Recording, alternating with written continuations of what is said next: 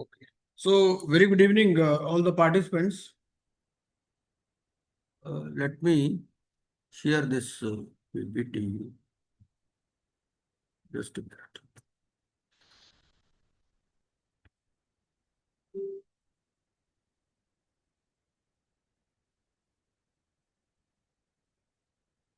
Just a minute.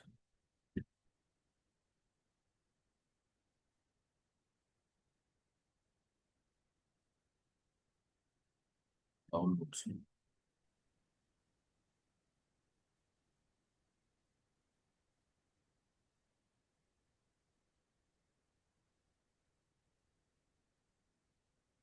Okay.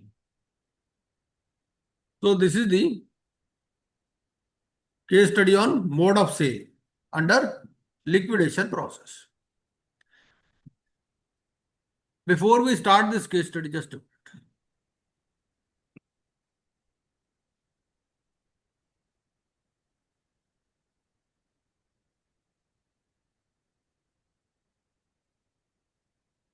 Okay. So, this is the case study. I hope now it is visible on your screen. Yes. The first thing is, but before we start this case study, let me take you through the Bear code on this. So what Bear code says?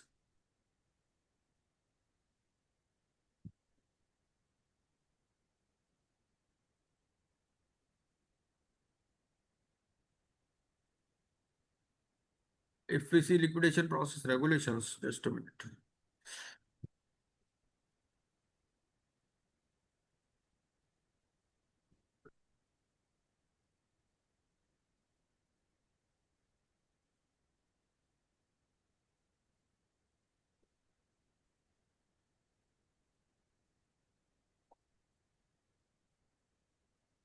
Suppose you are a liquidator. Let us discuss it in a practical way. Suppose you are a liquidator of a company and you have to sell certain assets. So what are the points you will consider? First question is whether there is any role of stakeholders consultation committee regarding sale, Okay, sir. or the liquidator can decide on his own. So, liquidator have to do all the things with the consultation of the SEC.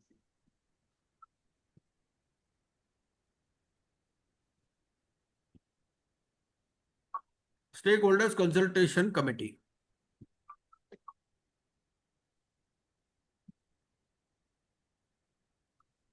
Just have a quick revision of the stakeholders consultation committee. What it says?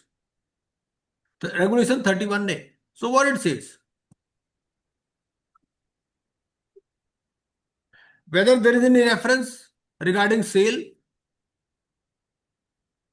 Suppose you have to decide the marketing strategy. So whether you have to ask this stakeholders consultation committee, or you can devise a marketing strategy on your own.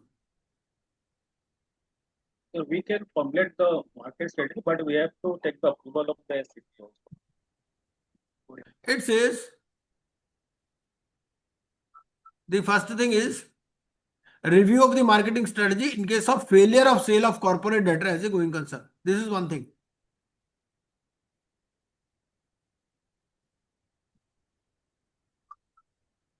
Sales strategy under regulation 32, including manner of sale, pre-bid qualifications, reserve price. So in all these things, this is required. Marketing strategy and auction process. So regulation number 32, which talks of the sale, which talks of mode of sale perhaps.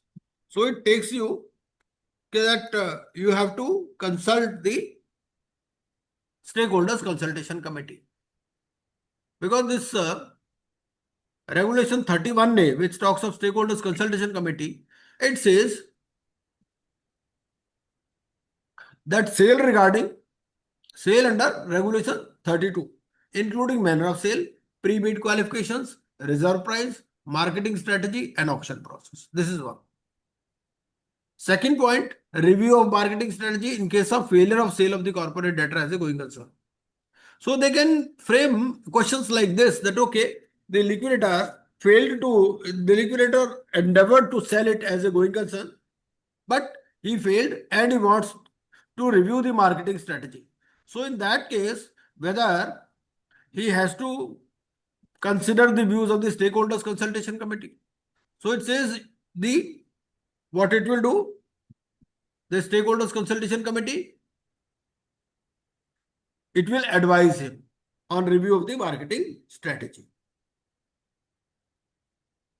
Another point, extension of payment of balance sale consideration. Balance sale consideration, as we all know, has to be given within a period of 90 days.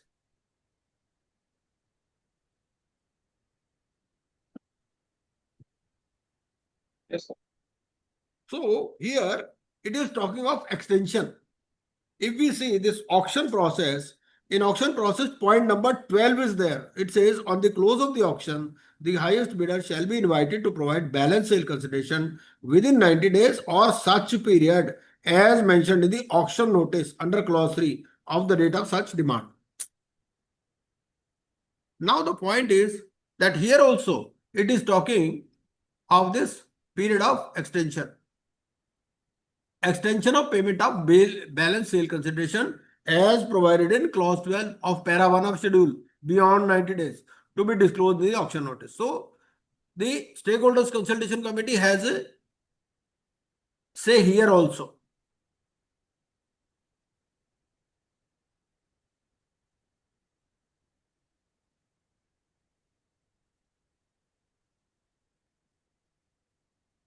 So now I think we can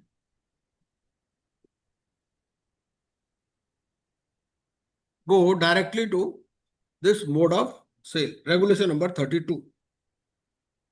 regulation 32 भी क्या करना है, हमने सीधा यहीं पर चलते हैं. आपका जो मोड ऑफ सेल है, schedule, let us go to schedule directly. After regulation number 47A of liquidation regulations, there is a schedule. So let us go directly to that schedule. And what it says.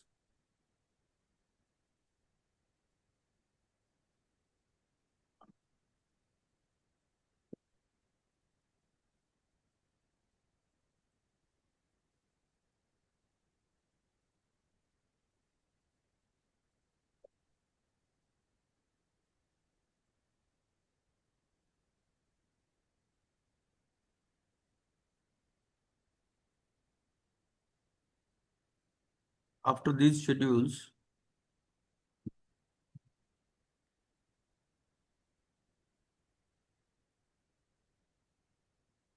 Form से पहले होना चाहिए.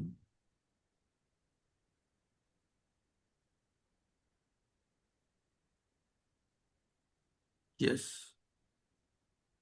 ये auction, ये है mode of sale, right. So first thing is here public announcement, है ना. तो पहले पब्लिक अनाउंसमेंट है. पब्लिक अनाउंसमेंट कितने दिन में करना है इसको? Within 45 days from the liquidation commencement date, unless the consultation committee advises to extend the timeline. Now it is talking of mode of sale. So whether in this mode of sale, what is covered? Whether you can sell it as a going concern, that will also be covered here or not? Yes. Ajay ji? Yes, it will cover. Yes, because it is again taking you to regulation number 33. It says under regulation number 33. 33 talks of mode of sale and 32 talks of manner of sale. So we were discussing about manner and mode also. So mode is given in 33 and manner of sale is given in regulation 32. ठीक है, ये भी थोड़ा ध्यान रखना आपने. Now I think अभी इसको स्टॉप करके ना सीधा हम केस स्टडी पर ही चलते हैं, वो ज्यादा बेटर है. अदरवाइज यहां से फिर कंफ्यूजन रहेगा हमारे को. केस स्टडी पर ही क्वेश्चंस हम देख लेंगे अपने आप. ये so the first point here is, if they ask you whether you can sell it as a going concern also in public auction, the answer is yes, है ना. And whether you can sell it unit wise also, the answer is yes, है ना. Because mode of sale, manner of sale is given in regulation 32 and mode of sale is given in regulation 33. So these are the 4 units. there is an inventory. So I've deliberately taken, I hope this is visible on your screen, है ना, नजर आ रही है ना ये? Yes. हाँ, तो इसमें हमने क्या किया है कि बहुत सारे यूनिट्स ले लिए. तो what is the point of taking in inventory? Because it is of perishable nature. हो सकता है ना भाई, it may be short expiry medicine may be there. In case of assets or inventory of real estate, there could be issues regarding possession, etc. Abhi, there is a recent change also that you have to help the, in case of in case possession has already been given, so then the RP has to facilitate registration also. Assets inventories of fisheries division. This we have taken because it may be having negligible value. So then what it will take? Cash and bank and marketable securities. Now the inventory lying in the pharmaceutical division has short expiry. So what should be the minimum reserve price in case liquidator wants to sell it in auction? So here you have got the value as per books and the realizable value, because the valuer will give during liquidation only the realizable value. ठीक है ना? Fair value and market value, fair value and liquidation value will be given only in case of CIRP. ठीक है? तो यहां पर अगर आपकी realizable value है तो minimum reserve price, whether, so we can reframe the question like this, whether while fixing the reserve price, the liquidator shall have consideration to the realizable value, liquidation value, क्या लिखेंगे उसमें?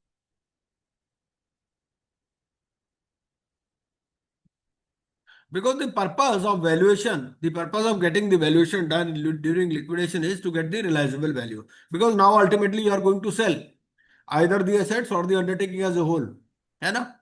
तो जो relevance है यहाँ पर लिक्विडेशन में वो रियलाइजेबल वैल्यू का ज्यादा है.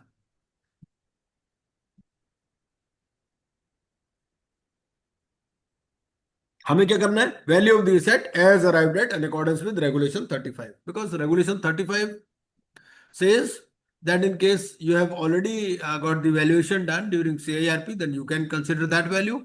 But in case the liquidator is of the opinion that valuation has to be done again, or the stakeholders consultation committee feels so, so then he has to get the valuation done from two registered valuers, which will be giving separately the realizable value, and you have to take the average of these two. And in case there is a difference of 25% or more, so then he will get a meeting with the valuer who will explain the reasons for the difference कि भाई दोनों में इतना difference क्यों आ रहा है ना. But there is no provision regarding appointment of third valuer, है ना, ये हमने पढ़ चुके हैं already. So these are some of the points regarding this fair value. This fair value नहीं, क्या है वो, realizable value.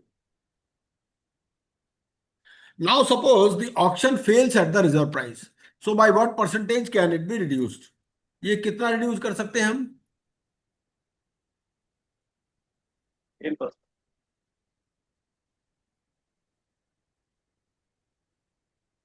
अच्छा, any regulation to support this? Regulation 1(1) का 4A देख लेते हैं, क्या बोलता है ये? कुछ है क्या ऐसा? 4A क्या कहता है? 4A कहता है the reserve price shall be the value of the asset arrived at in accordance with regulation 35, and where an auction fails, the reserve price in subsequent auctions may be further reduced by not more than 10% at a time, provided that in case where the reserve price of the failed auction of the asset was fixed as per valuation under sub-regulation 1 of regulation 35, the liquidator may, on the advice of the consultation committee, reduce the reserve price up to 25% once during the process.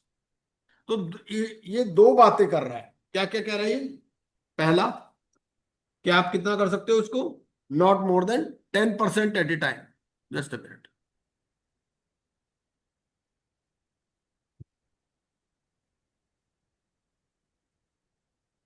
ये नजर आ रहा है हमारा? Yes, a regulation. हाँ, ये कौन ये सा रेगुलेशन है regulation? ना, रेगुलेशन नंबर 4. तो रेगुलेशन 4 में क्या दो बातें लिखता है ये? क्या कहता है एक तो कहता है the reserve price shall be the value of asset and arrived at in accordance with regulation 35, ठीक है। And where an auction fails the reserve price in subsequent auctions may be further reduced by not more than 10% at a time, ठीक है। दूसरा, अब वो ये कहता है इसमें ना दो चीजें, provide that in case where the reserve price of the failed auction of the asset was fixed as per the valuation under sub regulation 1। ये सब रेगुलेशन 1 कौन सा है? Sub regulation 1 is talking of the valuation which was done during CIRP period, यही है ना। Yes, yes. तो in this case the liquidator may on the advice of the consultation committee reduce the reserve price up to 25% once during the process. तो एक बार ये 25% तक भी reduce कर सकता है। दो बातें हैं, ठीक है जी। तो हमें देखना पड़ेगा कि वैल्यूएशन कौन से रेगुलेशन में किया गया है, सब रेगुलेशन 1 में या सब रेगुलेशन 2 में। सब रेगुलेशन 1 में किया है तो 25% तक रिड्यूस कर सकता है, अदरवाइज वो कर सकता है 10%। 10% at a time. है ना जी, क्लियर है?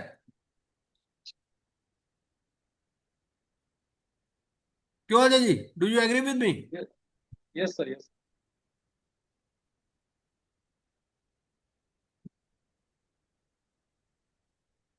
ये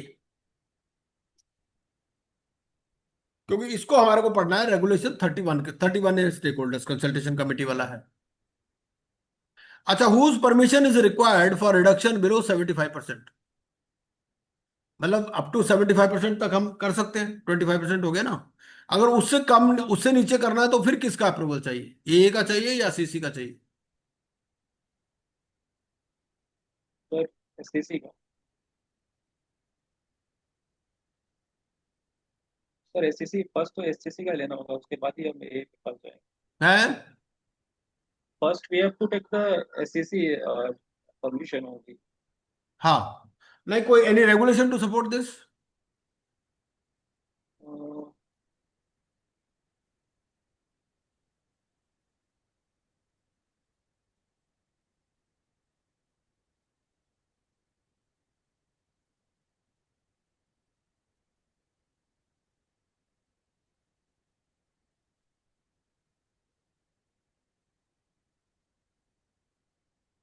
तो ऐसा कुछ एडजुडिकेटिंग अथॉरिटी का तो अप्रूवल चाहिए नहीं, सीसी का ही अप्रूवल चाहिए।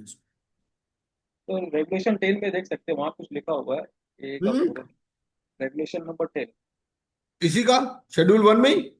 यस। हाँ, नहीं वो तो ये कहता है if the liquidator of the opinion that an auction where bid amounts are not visible, वो अलग चीज है। वो तो क्या होता है कि normally bid amounts are visible to the other party. जब बिडिंग होती है तो ये सब इलेक्ट्रॉनिकली होती है ना, इलेक्ट्रॉनिक प्लेटफॉर्म पर। तो क्या होता है कि bids of other parties are also visible, क्योंकि it acts as a motivating factor also. लेकिन रेगुलेशन 10 बोलता है कि अगर उसको लगता है कि भाई अगर बिड्स नहीं दिखा करके बेटर हो सकता है तो वो एडजुडिकेटिंग अथॉरिटी को अप्लाई करेगा कि don't show the bids of other party. ये तो वो डिफरेंट रेगुलेशन है ना, वो अलग चीज। इसमें तो आपका स्टेक होल्डर्स कंसल्टेशन कमेटी का ही है।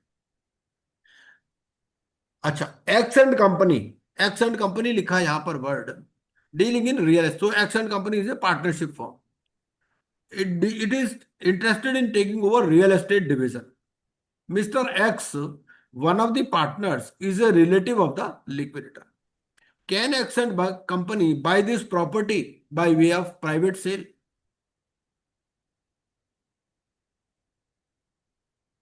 तो प्राइवेट सेल में if whether the liquidator can buy the property of no the sir, है।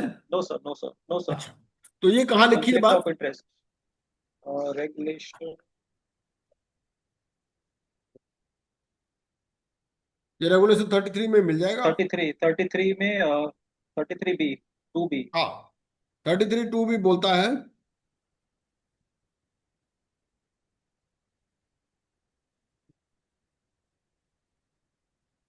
राइट, प्रोवाइडेड में प्रोवाइजो है that the liquidator shall not sell the assets without prior permission of the adjudicating authority by way of private sale to a related party, his related party, or any professional।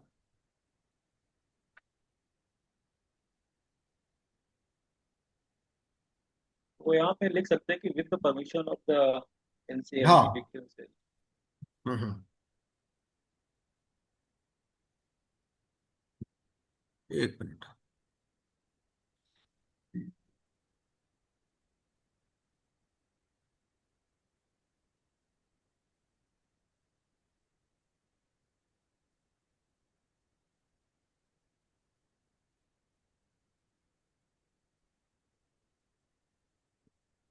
No.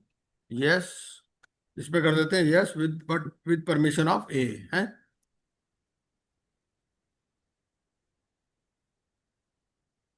तो ये option हो जाएगा, ये answer हो जाएगा, yes. है ना? पर with permission of A you can, without permission you can not. अच्छा, इसके अलावा हमें कोई और भी डिस्क्लोजर रिक्वायर्ड है क्या? Whether any other disclosure is also required? Suppose, because इसको ना you have to read it along with code of conduct also. Code of conduct में क्या है, if you go to that, वहां पर भी शेड्यूल है। If you go to IP regulations, तो आईपी रेगुलेशंस में भी आपको देखना, इंसॉल्वेंसी प्रोफेशनल रेगुलेशंस,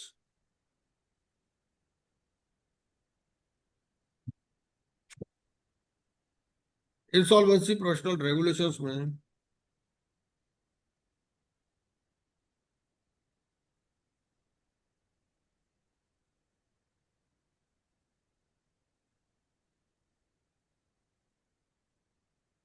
ये आपको मिल जाएगा फर्स्ट शेड्यूल के अंदर, कोड ऑफ कंडक्ट।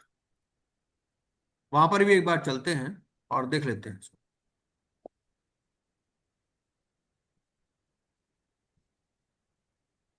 ये जो आपके आईपी रेगुलेशंस है ना, आईपी रेगुलेशंस देख लेते हैं। आईपी रेगुलेशंस में आपको कोड ऑफ कंडक्ट में मिल जाएगा ये, IP regulations. Integrity and objective. हाँ जी। Code of conduct for IP. हाँ हाँ,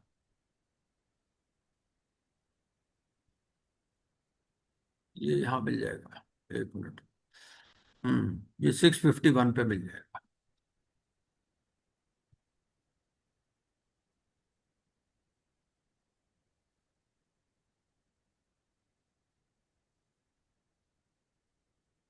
ये क्या कहता है?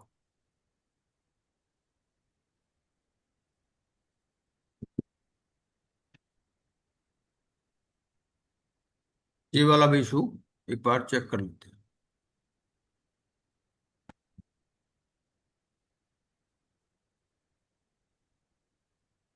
ये है,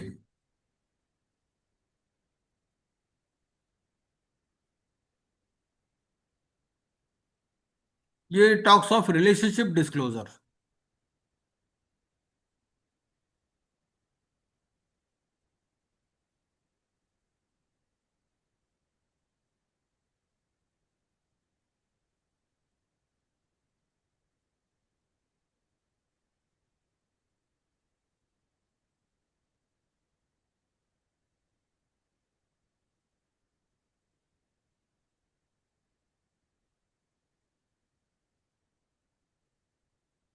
नहीं तो ये थोड़ा ना मेरे को, आप इनको आपस में करने में दिक्कत होती है, पता नहीं क्यों।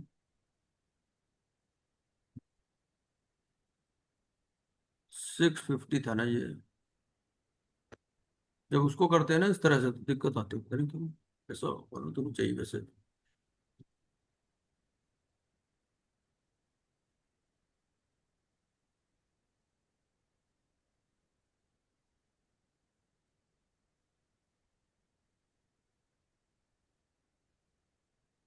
हम्म।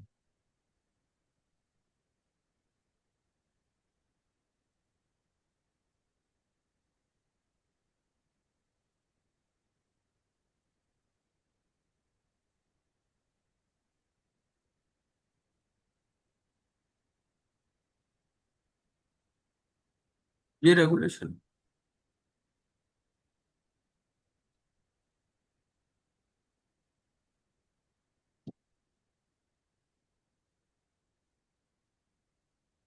ये रेगुलेशन क्या बोलता है?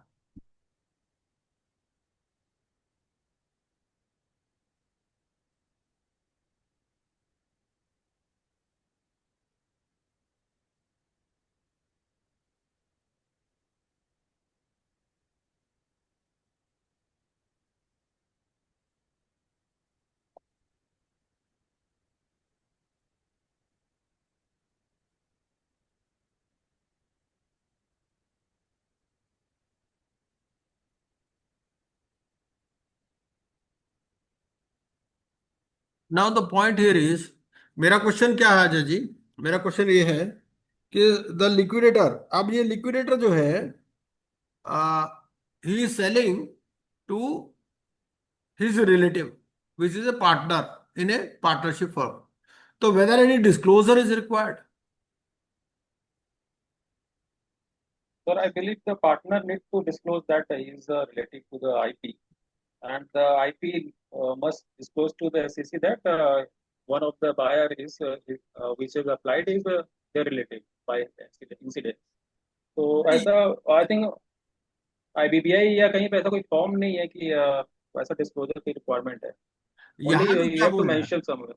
यहां तो ये कह रहा है कि relationship of the insolvency professional with corporate data, registered value accountant, legal professionals, other professionals, financial creditors, interim finance prospective resolution applicants, तो इनमें से तो किसी में भी कवर नहीं होगा वो, नहीं, है ना? अच्छा, उन लोग सेकंड का तो हम लोग टाइप। डिस्क्लोजर देते हैं, बट ऐसा बायर का कोई डिस्क्लोजर नहीं है कि कोई relationship. But only thing is कि वो जो अपना अप्लाई करता है फॉर ऑक्शन, तो वहाँ पे डिस्क्लोज कर देता है. आई थिंक फॉर्मेट है वहाँ, इज रिलेटेड टू द तो इस टाइप का कोई लिक्विडेटर. फॉर्मेट है क्या? सर, जो ऑक्शन का फॉर्मेट है वहाँ पे मेंशन रहता है. जो हम लोग डिटेल ऑप्शन का नोटिस निकालते हैं, जो डॉक्यूमेंट रहता है फॉर्मेट, वहाँ पे एक फॉर्मेट भी है डिस्क्लोजर देने का. नहीं, whether we have to disclose it to the IPA और नॉट? IPA का आई एम नॉट श्योर कोई है ऐसा कोई. ओनली थिंग कि SEC को डिस्क्लोज करना होता है. Okay,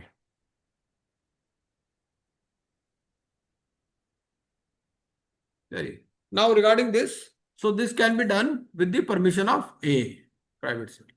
Whether in case of public auction also, is there any such requirement?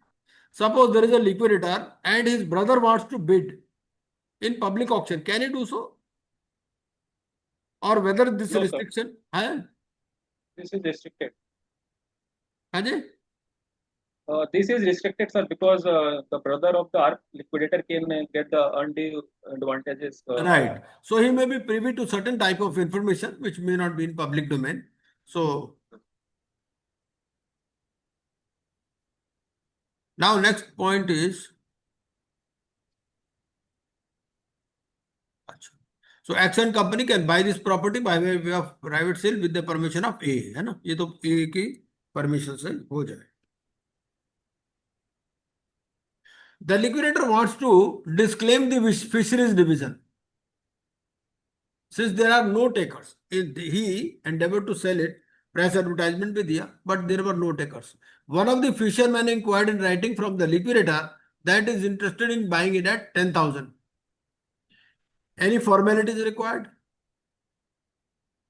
So the answer will Yes, be sir. given in Regulation 10. Regulation 10, Sub-Regulation 3.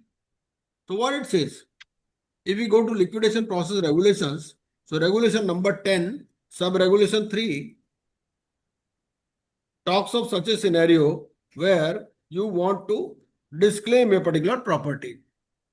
So 10th, the liquidator shall serve a notice to persons interested in the owner's property or contract at least 7 days before making an application for disclaimer to the adjudicating authority. Okay? Because he is inquired in writing, so he is the person interested in the property. So you have to give him notice at least 7 days before making an application for disclaimer to the adjudicating authority. Some of the flats of real estate division have been illegally occupied by migrant laborers whose salaries were not paid by the city. Laborers refused to hand over the flats till their wages were paid. What should the liquidator do? इस case में liquidator क्या करेगा? Labourer बोल रहे भाई हमारी तो salary नहीं दी आपने, हम तो ये खाली नहीं करेंगे जब तक हमारी पेमेंट नहीं करोगे. तो इस सिचुएशन में what the liquidator will do? The answer is given in regulation number 9. Regulation 9(1)(c) says the liquidator may make an application to the adjudicating authority for a direction that a person who has possession of any of the properties of the corporate debtor. ठीक है ना? तो ये this is the property belonging to the CD.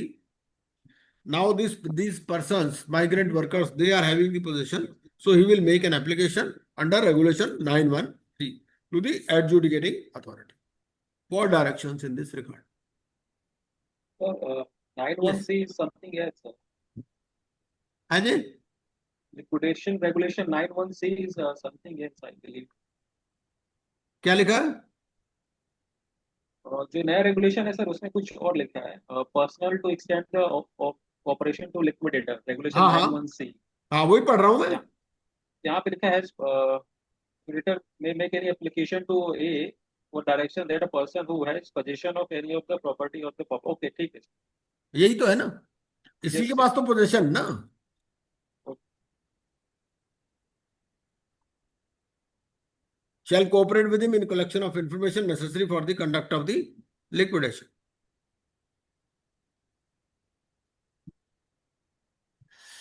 Now liquidator feels that there is no need to appoint the valuer, but the committee is in favor of valuation. ये जो stakeholders committee है, they are in favor of the valuation. So is it mandatory to get the valuation done in such a situation? So the answer is given in regulation 31, 31A1D. So 31A1D. What it says? It says valuation under sub-regulation 2 of regulation 35. Now, if we go to regulation 35,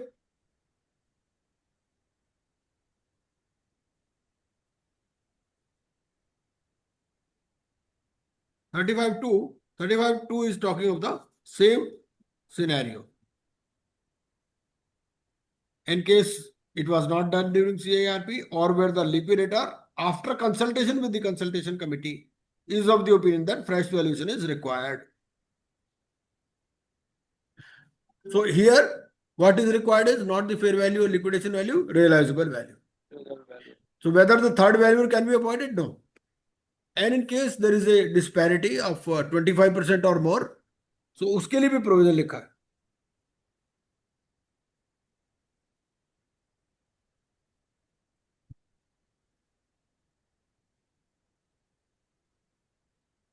ये point number 7, regulation 35, sub regulation 7. In case there is a deviation of 25% in the valuation of an asset class under sub regulation 2 from valuation under regulation 35 of the Insolvency and Bankruptcy Board of India CIRP regulations. अब यहां देखिए ये difference क्या है. यहां पर इसने value कर दिया 35(2) में. अब ये CIRP के रेगुलेशन पर ले जा रहा है. आप CIRP का जो रेगुलेशन नंबर 35 है, अगर वहां से और इसमें डिफरेंस 25% से ज्यादा है, the liquidator shall facilitate a meeting wherein the registered valuer shall explain the reason for the difference to the consultation committee. Now let us go quickly to regulation number 35 also. CIRP वाला भी एक बार regulation number 35 देख लेते हैं कि CIRP में जो regulation 35 है वो क्या बोलता है.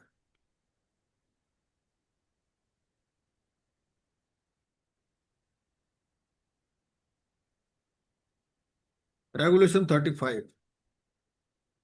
Regulation 35 talks of fair value and liquidation value.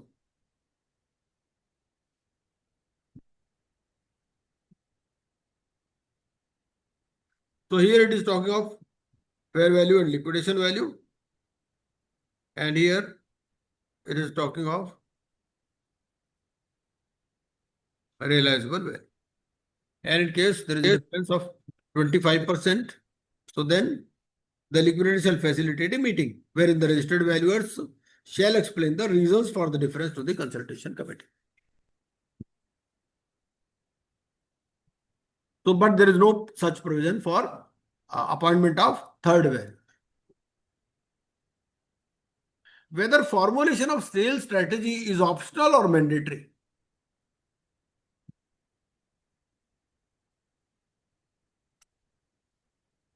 For that, let us again go back to mode of sale.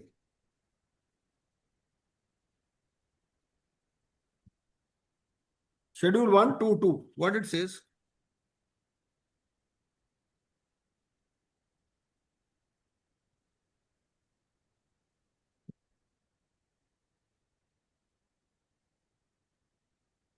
The liquidator shall prepare a marketing strategy with the help of marketing professionals if required for the sale of the asset.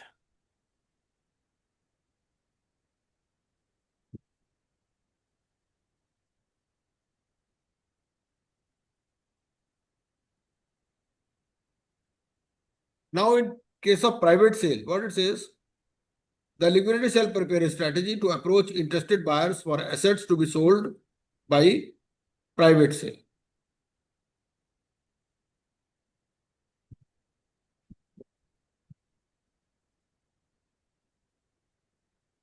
So it is mandatory. क्यों लिखा है? Shall prepare a marketing strategy.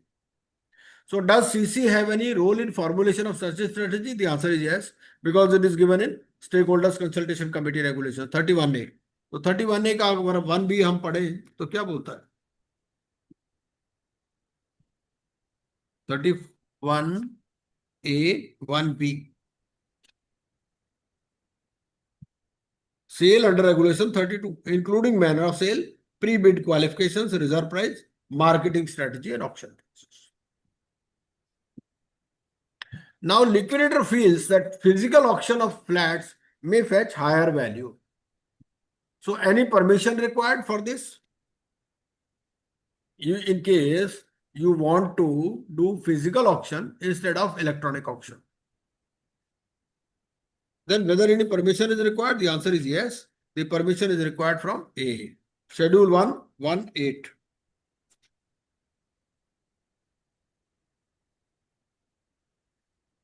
If the liquidator is of the opinion that a physical auction is likely to maximize realization, he may sell assets through a physical auction after obtaining the permission of the adjudicating.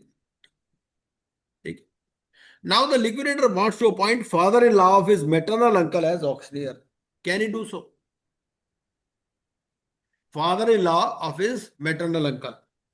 So we have to refer to regulation number 7 for this, which talks of appointment of professionals. है ना? Auctioneer क्या हो जाएगा? Professional हो जाएगा, है ना? तो रेगुलेशन 7 देख लेते हैं एक बारी. रेगुलेशन 7 क्या बोलता है? Regulation 7 says that you cannot appoint a professional if he is a related party of the corporate debtor or his relative. His relative मतलब relative of liquidator. Now the point is कि whether he is covered under relative. For the relative we have to go to section 5 24 capital A. 524 capital ए में लिखा हुआ ना, section 5 sub section 24 capital A. तो father in law of maternal uncle आएगा या नहीं आएगा उसमें? मुझे तो लगता आएगा, बिकॉज ये क्या हो गया? डिस्टेंट रिलेटिव हो गया. If you read section 5 sub section 24 capital A, so it says father in law तक तो ठीक है, बट फादर इन लॉ के मैटरनल अंकल तक नहीं जाएगा ये. फादर मैटरनल अंकल ठीक है, मैटरनल अंकल के फादर इन लॉ पे नहीं जाएगा.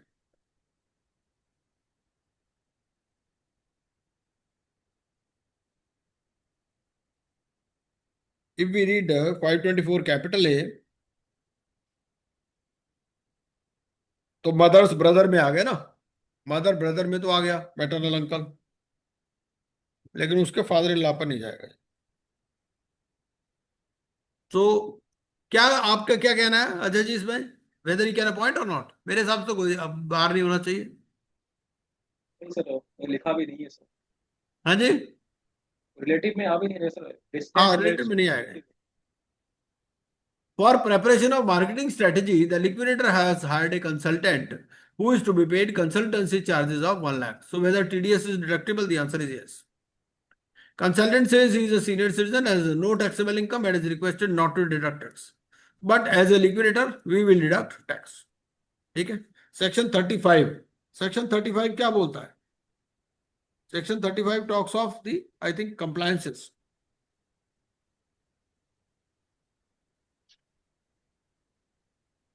Powers and duties of liquidator.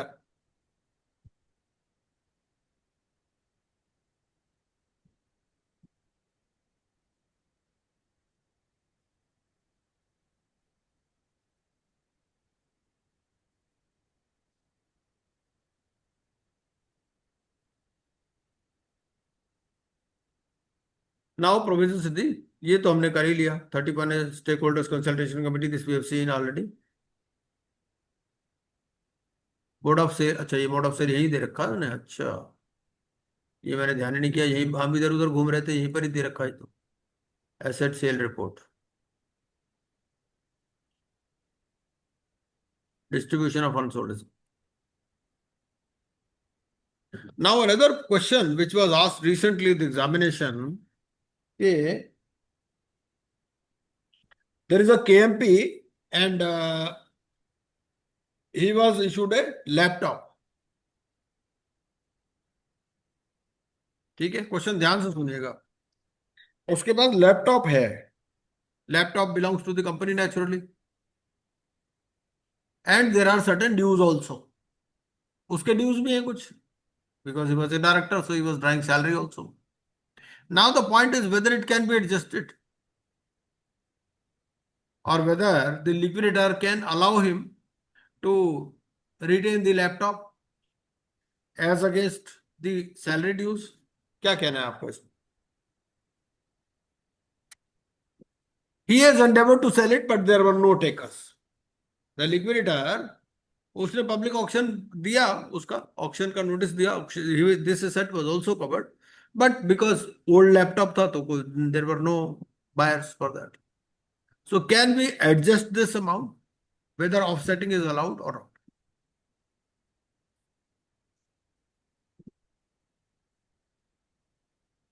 So I think the answer is given in regulation number 38. So regulation 38 क्या बोलता है? Distribution of unsold assets. So if there are certain assets which could not be sold, which he could not sell, so then the permission of the adjudicating authority is required for this purpose. ठीक है? तो इसमें जो liquidator cell पर लगाएगा, क्या मान लीजिए कोई एसेट ऐसी है जो उसको पोजीशन में आई नहीं है अभी तक उसके पास किसी भी वजह से, वो भी सेल लगा सकता है या केवल पोजीशन वाले को ही लगाएगा? नहीं, first of all he has to form a liquidation estate. Hmm. अगर लिक्विडेशन एस्टेट में ही नहीं है तो फिर तो कैसे सेल पे लगा? पहले तो लिक्विडेशन एस्टेट बनानी है ना उसको, सेक्शन 36 में लिक्विडेशन एस्टेट में से ही बेचना है, उसी में से पैसे देने हैं सबको. लिक्विडेशन एस्टेट मतलब पोजीशन में ही आना चाहिए तभी होगा? नेचुरली वो तो है ही, और क्या. कुछ क्वेश्चंस आज देखते हैं थोड़े से, वो मैंने ग्रुप में भी डाले थे. Let us discuss those questions, वो भी अच्छे questions.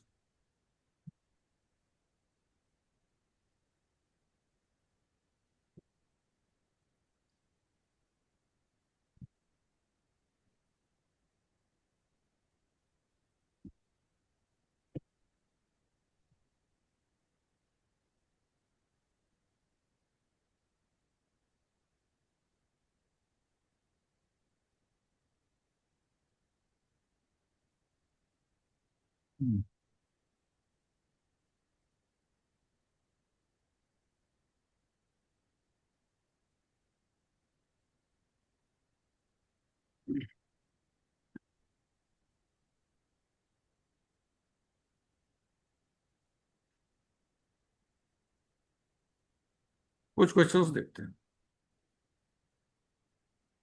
Because we are discussing this liquidation part, है ना. I hope my PPT is visible now.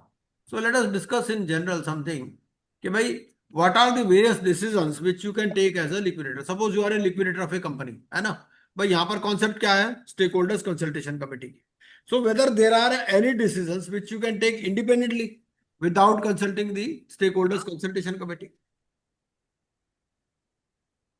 कुछ आप इंडिपेंडेंटली ले सकते हो डिसीजन, या हर केस में पूछना ही है आपको? नहीं sir, to run the CD as a going concern or to keep the momentum, हाँ. right? The liquidator may take certain decision, is required to keep the company can we alive. Give some examples कि भाई ये वाले decision अपने आप ले सकता है? और सच एग्जांपल नेसेसिटीज जो कंपनीज की रहती है, और नेसेसिटीज जो सर्विसेज प्रोवाइड लेना रहता है या बाई सेल कुछ करना रहता है. No, the first question is whether for deciding whether it will be run as a going concern, the advice of consultation committee is required or not. This is the first question.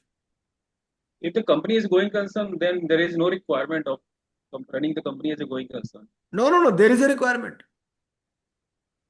यहाँ requirement है। Okay. ये हमने पढ़ा ना, इसमें तो पढ़ा हमने, कल ही तो, कल परसों ही तो पढ़ रहे थे हम लोग ये बात। Even for keeping it as a going concern, the consent of the, या एडवाइस इसकी चाहिए for keeping it as a going concern. यहां मैं पढ़ा बता देता हूं आपको, regulation number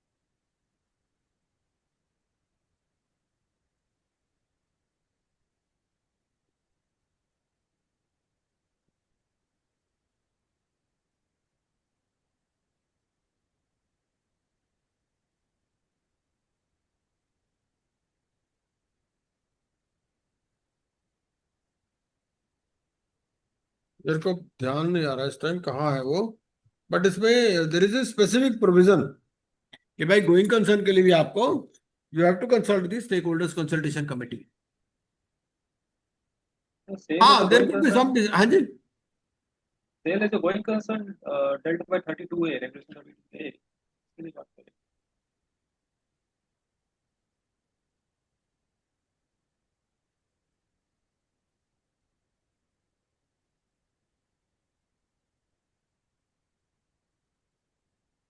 Yes, sir. 31A, stakeholder consult committee. वही मैंने पढ़ रहे थे अब कल ही। 31AB, हाँ under regulation 32, including manner of sale, pre-bid qualification, reserve price, market rate, with the permission of the stakeholder. Sale की बात कर रहा है, बट नहीं नहीं नहीं, यहाँ नहीं, वो स्पेसिफिकली लिखता है कि भाई एज ए गोइंग कंसर्न अगर आपको सेल करनी है तो आपको स्टेक होल्डर्स कंसल्टेशन कमेटी की एडवाइस लेनी है इस बारे में। दैट इज तो okay sir, but keep the company keeping the company as a going concern, वैसा कोई रिक्वायरमेंट नहीं है। सेल क्या तो है, दैट इज नो डाउट।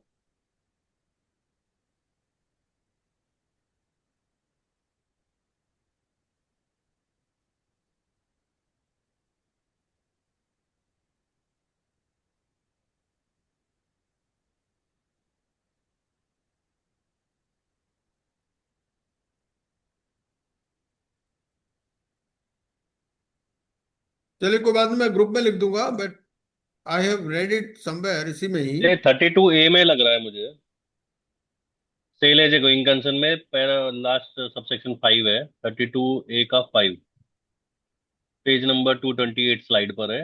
हाँ हाँ, Where the liquidator of the opinion that it is viable to run the corporator as a going concern, he shall consult the yes, consultation. Very correct, thank you so much. हाँ वही मैं क्या पढ़ा तो है कहीं। हाँ यहाँ पर क्या बोल रहा है, where the liquidity of the opinion that it is viable to run the corporate debt as a going concern, he shall consult the consultation committee and only on its advice, ये देखिए यही तो असली चीज है, only on its advice he shall run the affairs of the corporate director as a going concern to the extent approved, मतलब approval उससे लेना पड़ेगा एज ए गोइंग कंसर्न के लिए। यही वाला पॉइंट मैं बताना चाह रहा हूँ। Thank you so much. A liquidator wants to initiate a legal action against a customer, customer of CD होना चाहिए, ऑफ इफ कर दिया टाइपिंग में, कस्टमर ऑफ सीडी, तो can he do so without consulting the stakeholders consultation committee? This is the question, the answer is Yes, no, sir. ये नहीं कर सकता, है ना। ये कहाँ लिखा हुआ है? ये भी 31A में लिखा हुआ है। 31A में क्या बोलता है? 31A में बोलता है कंटिन्यूएशन और इंस्टीट्यूशन ऑफ एनी सूट्स और लीगल प्रोसीडिंग्स बाय और against the corporate debtor, regulation 31A(1)(g), है ना। तो 31A(1)(g) में क्या बोलता है कि आपको you have to consult to advise him, तो ये इसमें कंसल्टेशन कमेटी एडवाइज करेगी।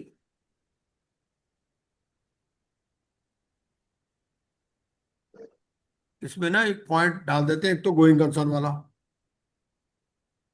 कई बार बाद में भूल जाते हैं। तो गोइंग कंसर्न में था हमारा 32A में था ना जी, हाँ 32A का 5 था। 32A5। हाँ।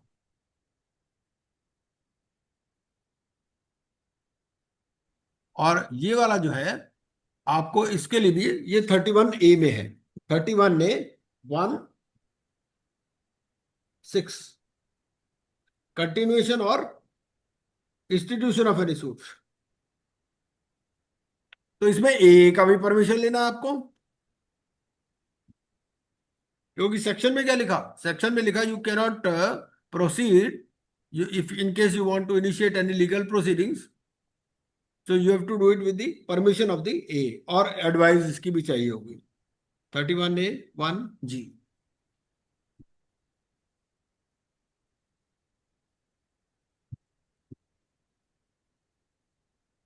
ठीक है। Now, Noida authority had allotted a land to CD. CD did not pay the entire amount due, and the Noida authority terminated the lease agreement. भाई कई बार क्या होता है कि आपने मान लो लैंड ले रखी है, ठीक है, आप उसके पैसे ही नहीं देते, आपने बुक्स में लैंड तो एंटर कर ली, है ना, दूसरी तरफ आप लाइबिलिटी दिखा रहे हो, और Noida authority suppose they terminate the lease agreement, in the mean time CIRP started, land was shown in the books of the CD. The successful resolution applicant now wants to get the lease deed registered in his name. Resolution भी हो गया, but the Noida authority is asking the successful resolution applicant to first clear the dues. तो इस case में क्या होगा भाई? Noida authority बोल रही है हमारे पैसे दो,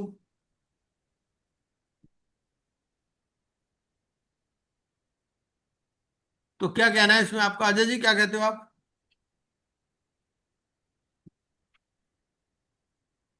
Sir, तो टर्मिनेट नहीं कर सकता if the CRP is still going on, हैं? or if the CRP is still going on, Noida Authority cannot terminate the lease agreement. नहीं, नोएडा अथॉरिटी के पैसे ही नहीं दिए ना उस बंदे ने, तो अगले ने तो पैसे ही नहीं दिए। So he can, the Noida Authority can file their claim with the RP. हम्म। और जो करंट में जो the rent which comes during the CRP period, that can be paid. Hmm. There is a case law तो on this, NCLT का judgment है, Maharashtra industrial development corporation versus Shantanu T Ray and others.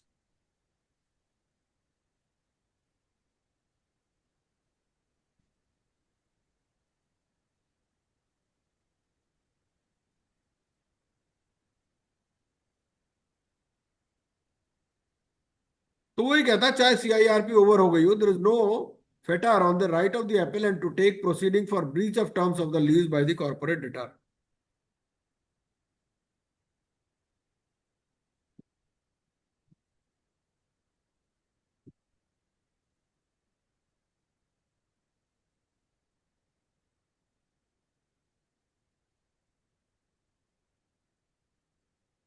वही कहता है the resolution applicant cannot acquire better right nor can wash out its liability under the lease deed merely on the ground that the resolution plan has been approved. सिर्फ resolution plan approve हो गया इसलिए immediately सारी liability उसकी खत्म हो जाएगी.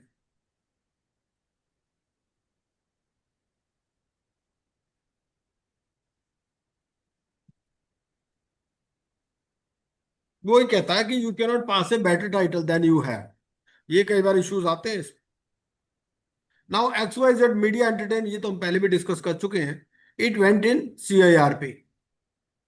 4 out of 8 directors have resigned. ये यार ये गलत लिखा हुआ इसने. ये आज ही मैंने टाइप कराया था, उससे मैंने हाथ से लिख करके उसको दिया था. Have resigned and are now instigating the employees to leave XYZ Media Entertainment Limited and join their new venture. अब उन्होंने अपनी नई कंपनी खोल ली, उसको कह रहे हैं भाई हमारे पास आ जाओ. तो how will you handle this situation? इस सिचुएशन को आप कैसे हैंडल करो?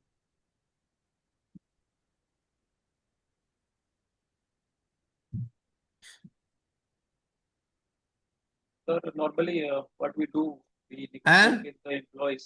Normally what we do, we go under negotiation with the employees and let them understand what the CRP process is exactly, and ask them not to leave.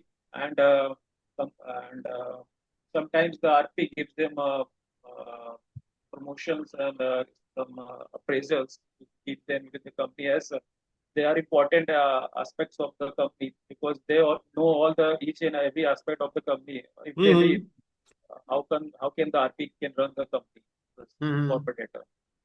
So it is important to negotiate with them. If they don't uh, pay the hit to the RP, then the RP can take the consultation of the COC, suggestion of the COC, what to do in that case.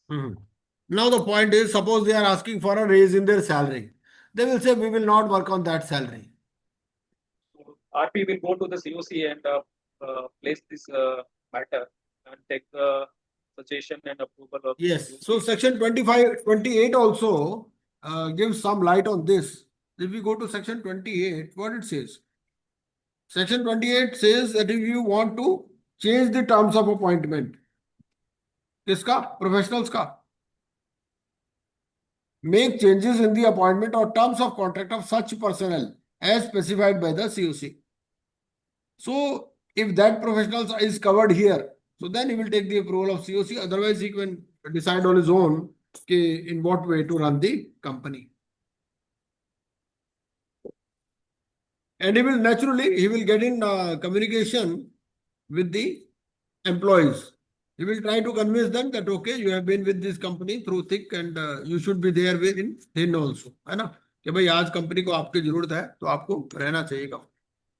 Whether there is any bar on resignation of directors during CIRP or whether the directors can resign. हाँ जी. Directors can resign, sir. हाँ, तो director को तो आप बोल नहीं सकते भाई रिजाइन करो या नहीं करो, ऐसा तो कोई बार नहीं. But one had to keep the required minimum type of directors that for a private or listed company. कि दो के नीचे ना हो पाए डायरेक्टर. Compliance part को भी control करना होता है sometimes.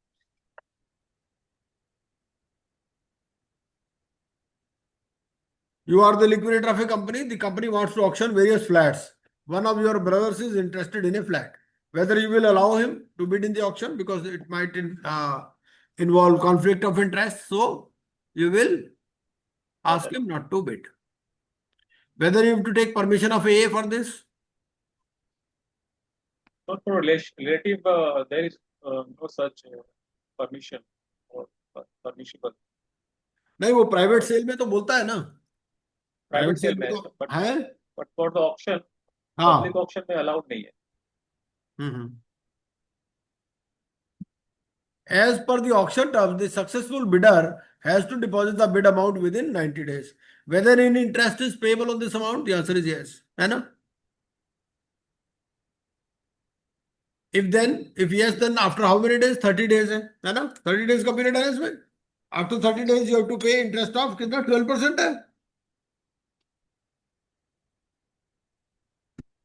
12% है ना इसमें. After 30 days. हाँ. ये आपका रेगुलेशन नंबर, ये उसी में मिल जाएगा आपको, शेड्यूल 1 में। शेड्यूल 1 जो हम पढ़ रहे थे ऑप्शन में, रेगुलेशन नंबर 12, 12 है ना, हाँ 12 है। Payment made after 30 days shall attract interest at the rate of 12%. Whether the period of 90 days can be extended by the liquidator, ये एक्सटेंड हो सकता है क्या?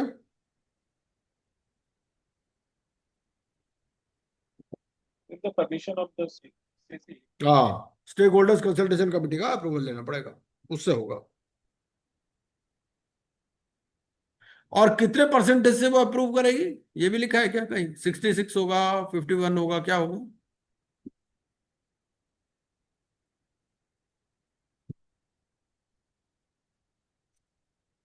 ये मेंशन नहीं है।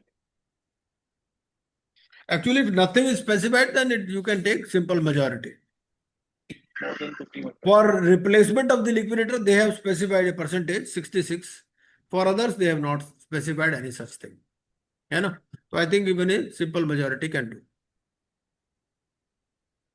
Wife of a director in a company is holding 25% shares. ठीक है? Can she be admitted in shareholders consultation committee? Share holder लिख दिया हमने, स्टेक होल्डर होना चाहिए। तो स्टेक होल्डर कंसल्टेशन कमेटी में ये आएगी या नहीं आएगी, wife of director? Yes, yes. ठीक है, हाँ जी, वो आ सकती एक बार देख लेते हैं ना। स्टेक होल्डर्स कंसल्टेशन कमेटी में रेगुलेशन 31 है। रेगुलेशन 31 क्या बोलता है? रेगुलेशन 31 से 31A, promoters, directors or their representatives may attend the meeting of the consultation committee but shall not have any right to vote. Provided further that a financial creditor or his representative, if he is a related party of the corporate debtor, shall not have any right to vote. So कौन किसके पास right नहीं है? एक तो promoters, directors, partners और their representatives. अब यहां पर बार किसके ऊपर है? डायरेक्टर के ऊपर है। डायरेक्टर के रिलेटिव्स के ऊपर बार नहीं है इसमें। अगर शेयर होल्डर है तो शेयर होल्डर भी है ना, तो she will come as a shareholder. Whether she will be entitled to vote, vote मिलेगा इसको, नहीं मिलेगा? वोट कर सकती है नहीं? नहीं, क्यों? रिलेटिव हो गए ना ये तो कहाँ लिखी है बात ये? वो तो रिलेटेड पार्टी वाला मैटर रहेगा ना। नहीं, हमारे को तो ये बातें सारी इसी रेगुलेशन में लिखी हुई है, रेगुलेशन 31 है।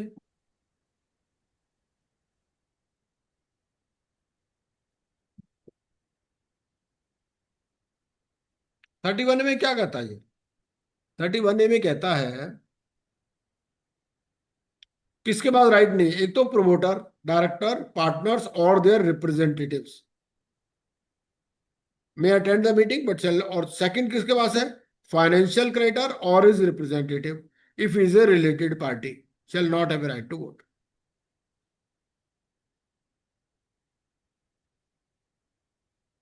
तो इसमें कहीं बाहर तो नजर नहीं आ रहा, कहीं है नजर बाहर? क्यों अजय जी, क्या कहते हो आप? सर एक तो ये फाइनेंशियल क्रेडिटर नहीं है, हम्म शेयर होल्डिंग है ना, तो फाइनेंशियल क्रेडिटर तो नहीं है ये। हम्म। तो वोटिंग का राइट का तो कोई मतलब नहीं लग रहा है। है। This is a kind of investment in the company, so this is the financial data. Hmm. This is the kind of nature of financial loan only company, because this is the investment of someone to the company form of shareholding. So, and नहीं तो portion 31 of ने, if we read 31 ने, तो भाई if we do strict interpretation, तो 31 में तो ऐसा कोई बार तो नहीं लग रहा है, इसके ऊपर बार है या नहीं है? नहीं सर, बात नहीं है। नहीं तो आप एज ए लिक्विडेटर क्या करोगे, इसको लोगे कंसल्टेशन कमेटी में, नहीं लोगे? कंसल्टेशन कमेटी मिलेंगे, बट वहाँ पे लिखा हुआ है ना कि they may not allowed to be vote और से समथिंग। नहीं, ये कहेगी भाई मैं बिकॉज तो ऑफ प्रमोटर नहीं हूं। वो कहेगी भाई बार के किसके ऊपर है? प्रमोटर, डायरेक्टर, पार्टनर्स और their representatives. It is the person is normal shareholder, I believe कि फिर उसको अलाउ होना चाहिए if it is not a relative party or promoter or director or anything else. हम्म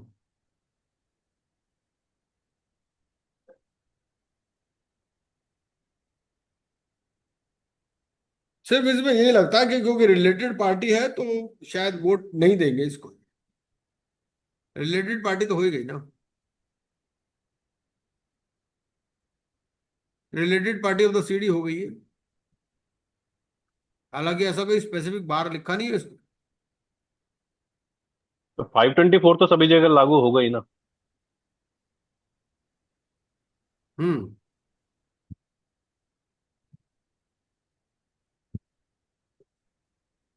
524 सब जगह। हाँ, पार्ट 2 में ही आ रहा है ये भी, लिक्विडेशन प्रोसेस में।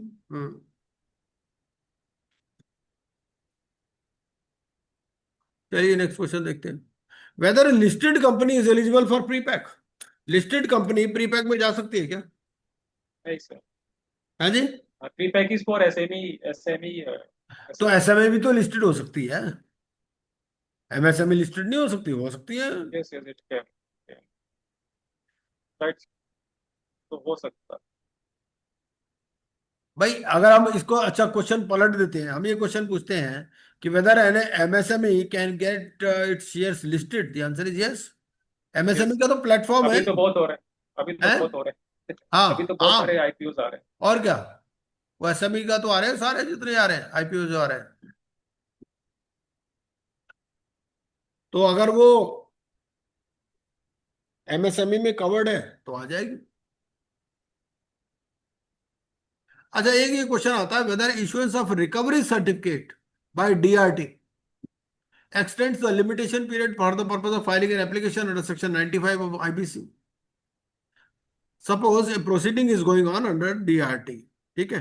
अब डीआरटी वालों ने वहां रिकवरी ऑफिसर अपॉइंट हुआ और एक रिकवरी सर्टिफिकेट इशू कर दिया। तो recovery certificate is in the nature of a decree, है कि नहीं? It can be executed as a decree. तो और डिक्री जो है वो आपका डेट में क्वालिफाई हो जाएगा।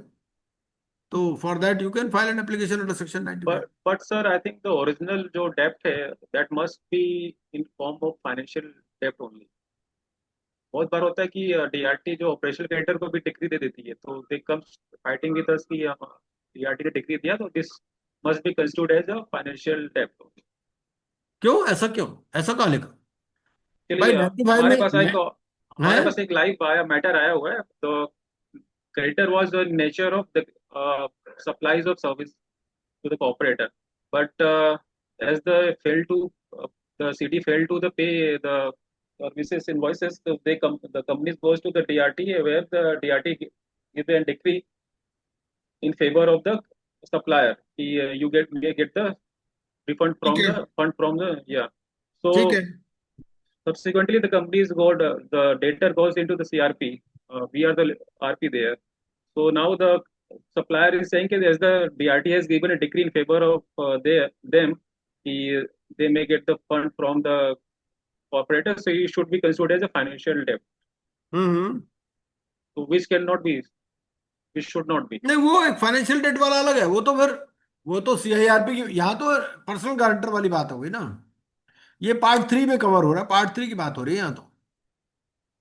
पार्ट 3 में तो there is no such distinction between financial creditor and operational creditor. वहां तो सिर्फ इसमें वर्ड तो नहीं क्रेडिटर है। लिखा है। ये पार्ट 3 की बात हो रही है। पार्ट 2 में आपकी बात मान सकते हैं, ठीक है। क्यों अजय जी? सर हम्म इसमें क्या कह रहे हो? इसमें भी DRT इसमें से क्वेश्चन क्या है, whether issuance of recovery. Question ये है कि डीआरटी ने एक रिकवरी सर्टिफिकेट इशू कर दिया, वो डिक्री मिल गई समझ लो पार्टी को, क्रेडिटर को डिक्री मिल गई ना एकदम से। यस, तो वो क्या पार्ट 3 में जा सकता है डिक्री के बेस पर? This is the question. And whether it extends the limitation period. भाई पहले लिमिटेशन में नहीं आ रहा था, So the question is whether this decree it extends the because it is all by decree के डेट से आपको 3 years चाहिए होंगे. मैं क्वेश्चन समझ गया, but sir I don't have answer. थोड़ा सा इसको ग्रुप में डिस्कस करते हैं, है ना. A company is into CIRP. An amount Sir, of sir, 30 lakhs. sorry to interrupt. Yes, please. That, sir, wife of a director holding 25%, she can vote, right? That is the answer, right?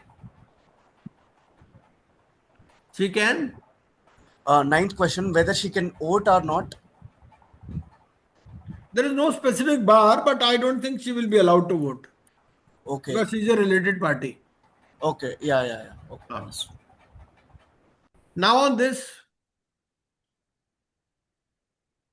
a company is into CIRP, an amount of 30. We can discuss more. We can explore further on all these questions, and then we can come up in the group. A company is into CIRP, an amount of 30 lakhs is recoverable from a creditor. RP sought a legal opinion on the issue. Whether the company can file the application against the defaulting creditor for 30 lakhs. Yes, sir. For recovery, the RP can file a case against any of the debtor. Right. And now suppose he has sought a legal opinion, whether it is justifiable. Yes, sir. Okay. तो option क्या रहेगा? It is justifiable. IRP cannot file this case, only an RP can file this case. ऐसा है क्या? This was asked in the examination का है question. नहीं, बहुत बात होता है सर कि आरपीओ अपॉइंट हो जाता है तो द सीडी और promoter goes to NCLT and get the stay, but till that time which can वो जो मैटर चलता है 1 साल 1.5 साल तक चलता है एनसीएलटी में, एलएटी में. तो that time till the IRP continues IRP, but उस समय भी अगर वो चाहे तो फाइल कर सकता है फॉर रिकवरी इसमें फॉर द कोई ऐसा बेनिफिट. डिस्टिंक्शन नहीं है वेदर IRP और RP बोथ कैन फाइल, है ना. ऐसा तो कुछ वो नहीं. Whether approval from COC is required, the answer is no. ऐसा तो कोई अप्रूवल की जरूरत नहीं है. He can decide on his own. No case can be filed after moratorium. Wrong, है ना. ये तो गलत हो गया ना, फॉल्स हो गया ये. क्योंकि approval of a is required, ऐसा तो कुछ नहीं.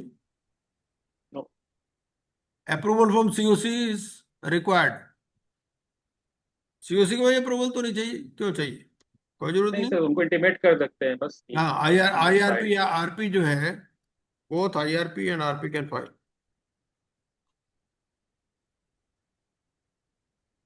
इसमें ऐसा नहीं कि IRP कर सकता है, वो नहीं कर सकता. Seeking legal justification, legal justification भी ठीक है अगर उसको लगता है कि भाई कौन डिसाइड करेगा कि whether legal opinion is required और नॉट. यस, इफ IRP और RP फील्स सो, ऐसा कर सकते हैं.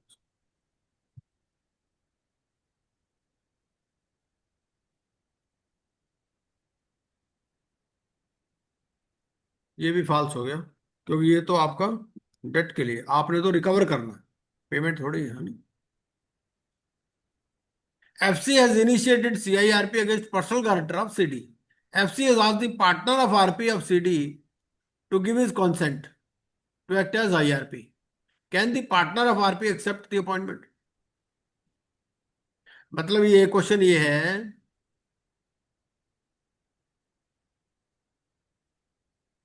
कि जो CD का RP है उसका पार्टनर, क्या वो पर्सनल गारंटर का IRP RP बन सकता है? नहीं. Question, this is the question.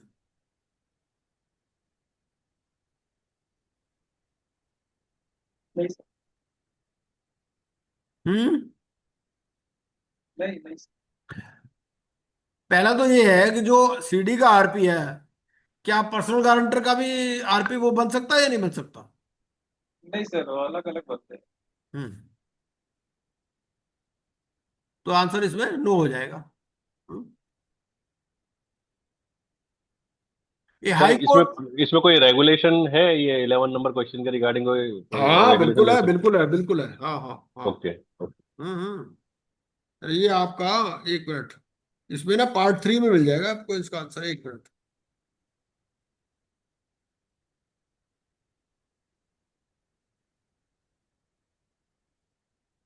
जो आपका इंसॉल्वेंसी रेजोल्यूशन प्रोसेस है ना, for personal guarantors to corporate debtor, इसके रेगुलेशंस में मिल जाए।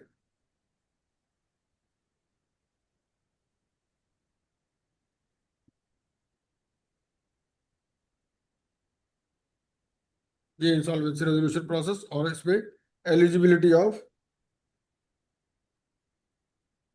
Resolution process, regulation number 4।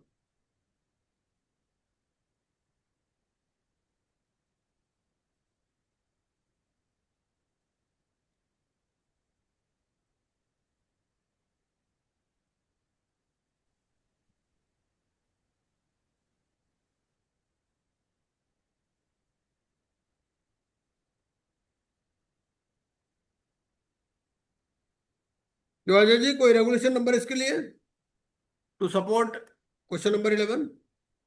Yes, sir. क्या, कौन सा रेगुलेशन नंबर है?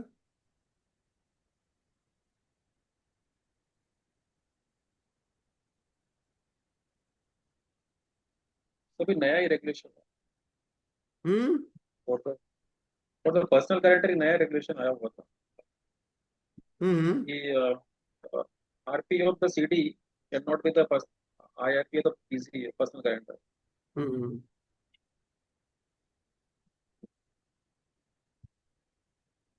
I will mention in the group once I find.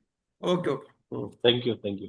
चलिए, a high court notice for demand of sale tax of ₹2 crore has been received by the RP. आपको high court का notice आ गया, अब क्या करोगे? आप payment करोगे नहीं करोगे? During the CRP, we cannot pay, sir. चाहे हाई कोर्ट का नोटिस आ जाए? Yes,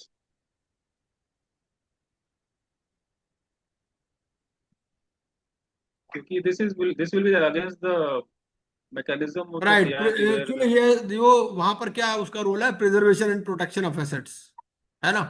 So he will apprise the High Court that this company is into CIRP and moratorium is in place, है ना? So in case there is any demand, so वो आपको claim file करना, क्या वो claim file कर सकता है या क्लेम भी नहीं फाइल कर सकता? yes, sir, claim anyone can file during the CRP. Once we intimate to the High Court that the CRP is going on, then the High Court would not make any such kind of order. They will हाँ। also say कि okay, the CRP is on, moratorium is on, so they can file the claim and now, हाँ, it so is now it is up to the RPA और COC, है ना, कि भाई उसको claim को एडमिट करेंगे नहीं करेंगे, नहीं तो फिर वो कोर्ट में जाएगा, एडजुडिकेटिंग अथॉरिटी के पास जाएगा, है ना? they can go to the NCLT. The High Court हाँ will say you go to the NCLT for better. हाँ, एनसीएलटी, राइट, हाँ। तो इसमें क्या है, नो पेमेंट ड्यूरिंग मोरेटोरियम।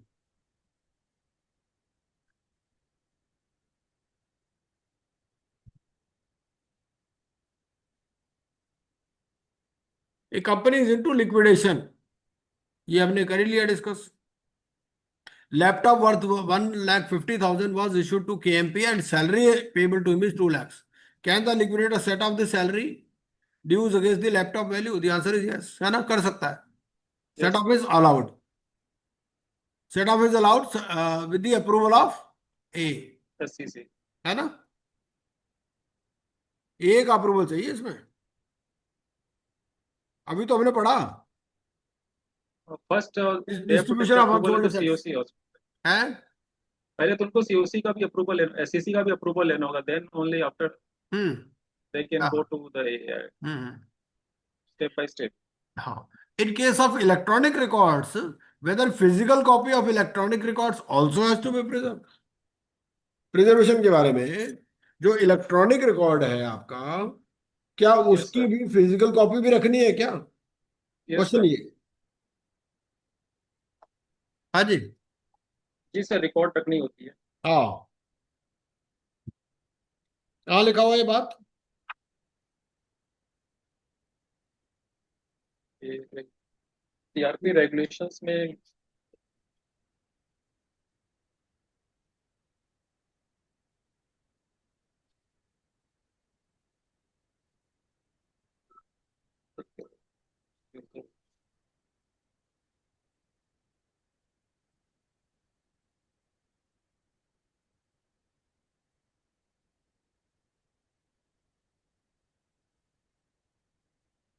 39 नहीं देख सकते हम CIRP रेगुलेशंस का।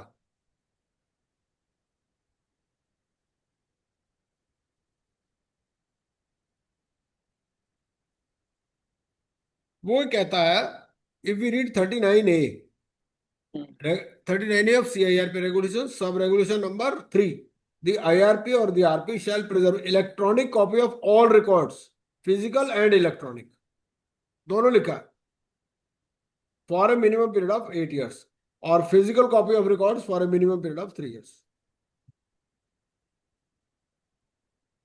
तो क्वेश्चन इसमें क्या है? क्वेश्चन ये है कि आप इलेक्ट्रॉनिक रिकॉर्ड्स का भी फिजिकल कॉपी रखनी है क्या? यस सर, इफ अवेलेबल रखना है। बहुत बार होता है कि हमारे पास इलेक्ट्रॉनिक कॉपी रहती है। हम्म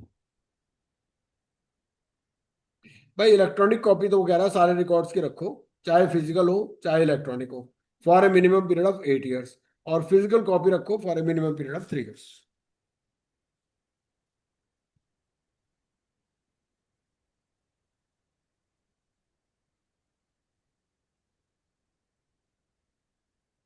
For claims received from operational creditors, what is the time period you will preserve the records? आपके पास जो क्लेम फॉर्म है वो कितने टाइम के लिए रखने हैं?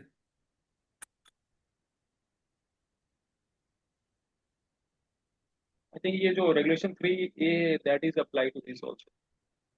नहीं, 39A में 2 मिल जाएगा। 39A का 2 पढ़िए, 2 का F, claims, verification of claims and list of creditors, है ना? तो आपको कॉपीज ऑफ रिकॉर्ड्स रखनी है relating to forming the basis of claims, verification of claims and list of creditors. तो 39A to F, regulation 39A to F। तो time period नहीं दिया हुआ है। टाइम पीरियड तो नीचे दे दिया ना, फिर उसमें टाइम पीरियड तो दे दिया, 3 years और 8 years। Okay.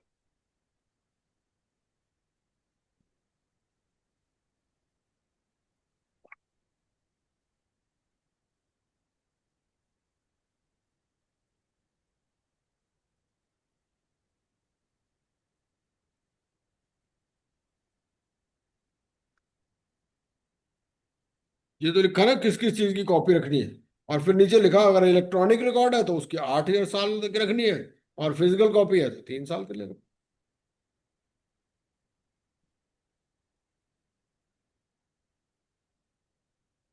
सेकंड वाला का तो जरूरत नहीं, क्योंकि अगर सारे फिजिकल्स का भी इलेक्ट्रॉनिक रखना है तो second one 39A B is not नहीं, applicable to 39A2F देखो, ऑपरेशनल क्रेडिटर्स में क्या होता है, operational creditors they can file there claim physical copy also. Sir अपना बोल रहे हैं ना कि जैसे जो फिजिकल फॉर्म है, फिजिकल कॉपीज उसका भी इलेक्ट्रॉनिक फॉर्मेट वगैरह सॉफ्ट कॉपीज रखने हैं, तो इसकी जरूरत नहीं थी। नहीं, क्या बोल रहा है, physical copy of records for a minimum period of 3 years। मान लीजिए ऑपरेशनल क्रेडिटर ने अपना अपना क्लेम जो है physical form, physically sign, physically दिया, फिजिकल कॉपी दिया, दे सकता है ना? उस वो ही can claim in hard copy also. Hard copy में क्लेम फाइल कर सकता है कि नहीं कर सकता? The answer is yes. भाई CIRP रेगुलेशंस में आपका application to adjudicating authority rules, तो क्या यहाँ, नहीं यहीं पर ही है इसमें आपका क्लेम फॉर्म्स, यहाँ मिल जाएगा CIRP रेगुलेशंस में।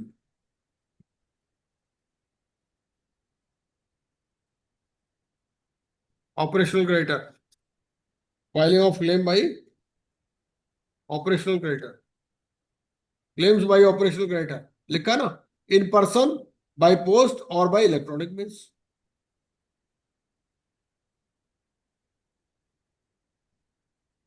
तो खुद भी जाके कॉपी दे के आ सकता है वो।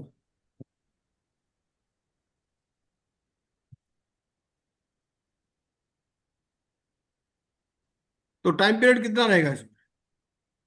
अगर फिजिकल है तो 3 years रहेगा, इलेक्ट्रॉनिक है तो 8 years रहेगा।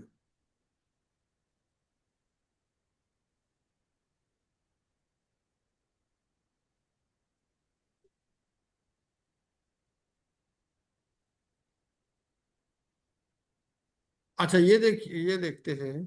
ये in response to question number 21 देखते हैं। In response to the demand notice by the OC, भाई ओसी का डेट ड्यू था, ठीक है, उसने डिमांड नोटिस भेजा। सीडी ने क्या किया, उसको व्हाट्सएप मैसेज भेज दिया, having an attachment which is not readable. भाई व्हाट्स वो प्रॉपरली रीडेबल नहीं था। Whether OC should contact the CD and ask him to send the details again, या फिर वो बैंक अकाउंट से कंफर्म कर ले पेमेंट मिला कि नहीं मिला। क्या करना चाहिए ओसी को?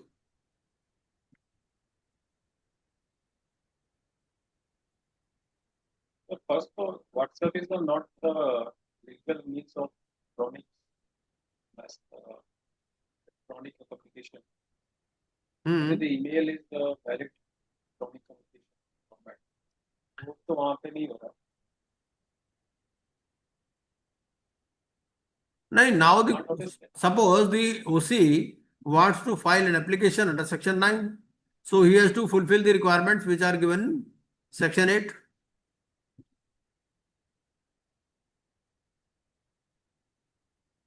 तो इस केस में क्या करेगा ओसी? क्या एप्लीकेशन फाइल कर सकता है, नहीं कर सकता? उसको बाय स्पीड पोस्ट और या बाय ईमेल डिमांड नोटिस भेजना पड़ेगा। WhatsApp is not permissible. नहीं, उसने तो भेज दिया, ओसी ने तो डिमांड नोटिस भेजा, और उसने जो रिप्लाई किया उसकी बात हो रही है।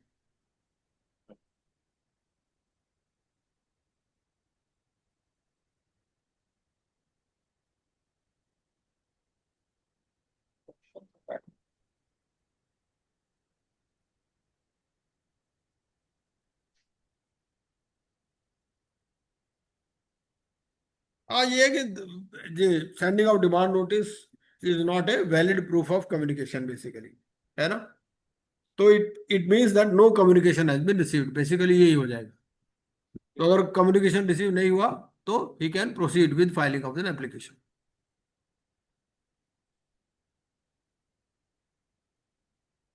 Which of the following is not A mandatory field in case of form 3? तो फॉर्म 3 के केस में मैंडेटरी फील्ड कौन सा नहीं है?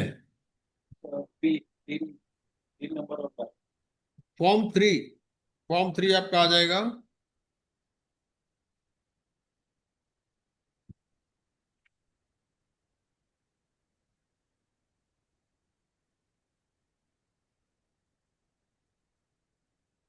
Application to adjudicate authority rules में, है ना।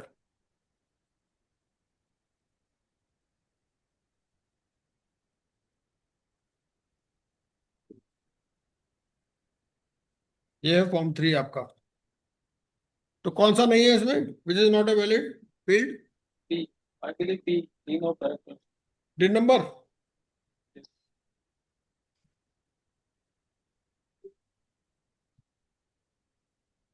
नेम ऑफ द सिटी तो देना ही, खैर, है ना। हाँ ठीक है, बी हो जाएगा आंसर इसका।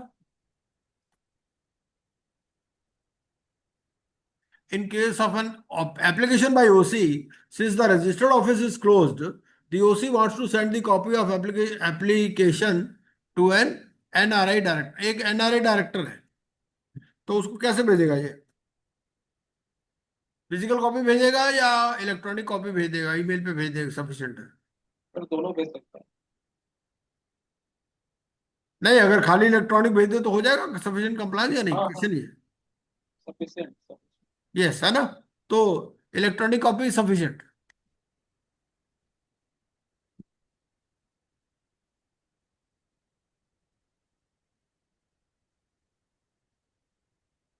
इसके बारे में लिखा भी है ना।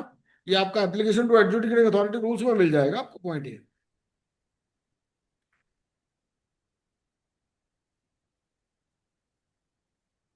डिमांड नोटिस, ये देखिए ना, आपका application to adjudicating authority rules में रूल नंबर 5 है, demand notice by operational creditor.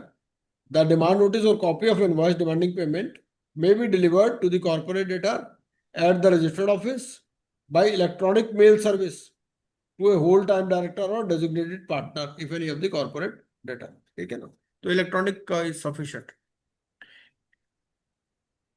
चलो ये तो बाद में पढ़ लेंगे, डीआरटी का क्वेश्चन।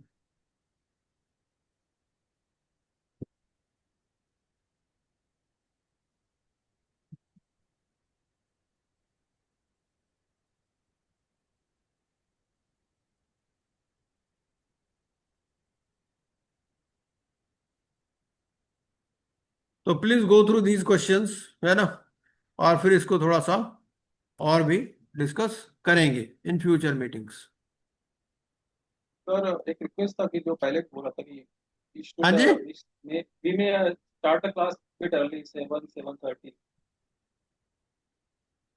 भाई कुछ लोग फिर कहते हैं जल्दी हम नहीं आ सकते, कई चक्कर है ना, ये भी तो एक जो टाइम है वही 9:30 gets है। very late actually. 9:30 10 बहुत लेट हो जाता है.